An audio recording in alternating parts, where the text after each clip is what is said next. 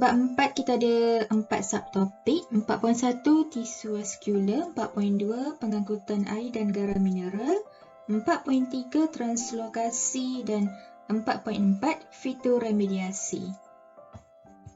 Okay, kita mulakan dengan 4.1 tisu vaskular. So kalau dalam buku teks sebelum penyesuaian struktur tu, dia ada cerita sedikit lah keperluan pengangkutan dalam tumbuhan. Tapi cikgu tak letak dalam nota slide ni sebab dia just nak jelaskan kalau manusia, kita ada sistem pengangkutan kita sendiri untuk angkut darah, semua hasil pencernaan ke seluruh bahagian tubuh badan. So pokok pun sama, okay? Pokok pun sama, dia tak boleh nak simply absorb nutrien ataupun air daripada persekitaran dia tanpa satu sistem pengangkutan. Okay, so maksudnya untuk pokok ni dia memerlukan tisu vaskular untuk bantu dia angkut keperluan dia, angkut hasil fotosintesis, angkut air dan garam mineral ke seluruh bahagian tumbuhan. Okay, so untuk penyesuaian struktur tumbuhan, penyesuaian struktur tisu vaskular ni, kita ada dua lah, xilem dan phloem. Okay, sebelum kita pergi detail lagi kepada setiap satu adaptasi xilem dan phloem ni, cikgu nak kamu lukis dulu dalam nota kamu struktur untuk xilem dan juga struktur untuk phloem. Okay, so kamu kena kenal dulu kalau xilem tu macam mana rupa plat berliang dia, parenchyma duduk kat mana, sala xilem, trakit dekat mana, gentian, liang, pit tu macam mana rupa dia.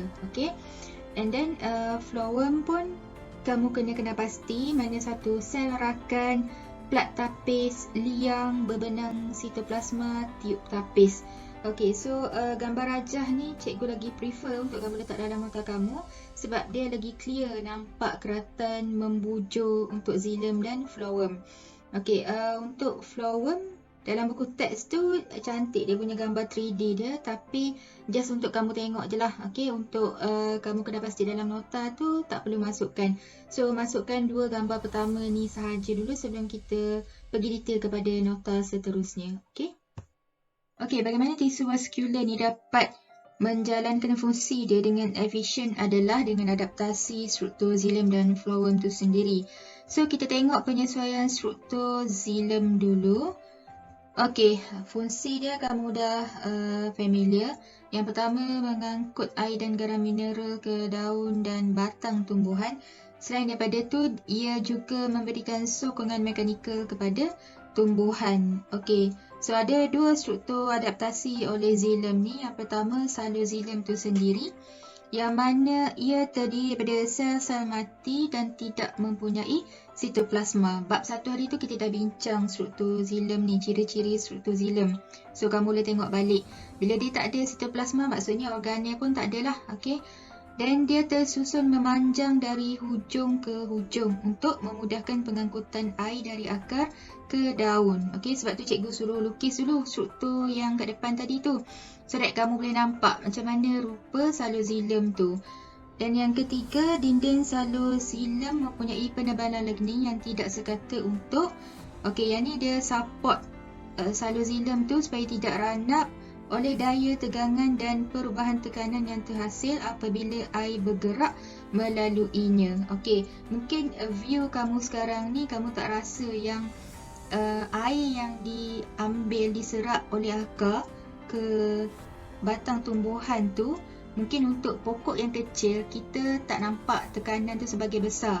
Tapi kalau kamu tengok buku teks, awal-awal pengenalan buku teks tu, awal-awal pengenalan bab 4, dia ada jelaskan yang kalau pokok yang besar dah dekat hutan tu, dia boleh absorb sehingga 1000 kilogram air sehari. Okey, so boleh nampak, boleh bayanglah betapa beratnya tekanan atau betapa kuatnya tekanan yang perlu ditampung oleh saloxilem pokok tersebut. Okey, so pentinglah penebalan lignin ni, sebab tu pokok berkayu yang besar dia punya penebalan lignin tu lagi banyak ataupun lagi kuat.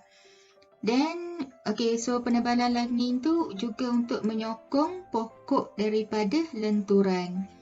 Okey, next trakit.